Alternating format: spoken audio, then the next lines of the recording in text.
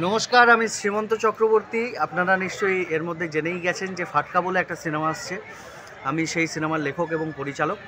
এখন আমি তন্ময়দার চ্যানেল থেকে আপনাদের সাথে কথা বলছি।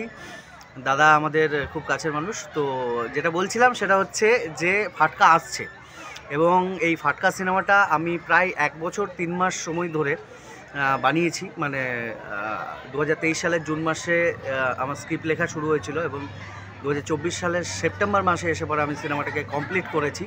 এবং সিনেমাটাকে কমপ্লিট করার পর আজকে এবছর মানে 2025 সালের শুরুতেই জানুয়ারি মাসের 4 তারিখ ও 5 তারিখ আমরা বাঁকুড়া রবীন্দ্র ভবনে ফাটকা নিয়ে আসছি। প্রতিদিন থাকছে 3টে করে শো, দুপুর 3টে, বিকেল 5টা, সন্ধ্যে 7টা। এছাড়াও এই শোটা হয়ে যাওয়ার পর আমরা বিভিন্ন জায়গায় শো অ্যারেঞ্জ করার চেষ্টা করছি, এবং সেখানে বাঁকুড়াতে যেরকম বাঁকুড়ার মানুষ, যেহেতু আমি বাঁকুড়ার সন্তান, সেহেতু বাঁকুড়ার মানুষ আমাকে প্রচুর ভালোবাসা দিচ্ছে। কিন্তু আমি চাই আমার জেলা, আমার রাজ্য সব কিছুকে এগিয়ে নিয়ে যেতে, কালচারের মধ্যে দিয়ে, সিনেমার মধ্যে দিয়ে।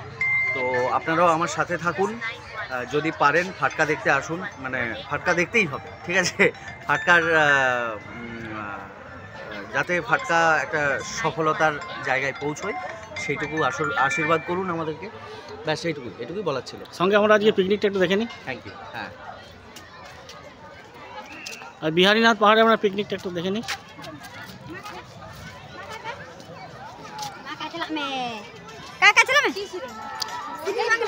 আজ বিহারীনাথ পাহাড়ে আমরা এসেছি। আমাদের একজন নায়িকা আছে ফাটকা সিরিয়ালে। আজকে বিহারীনাথ পাহাড়ে আমরা পিকনিকে এসেছি। ওনাকে কিছু বক্তব্য আমরা শুনবো ফাটকা নিয়ে।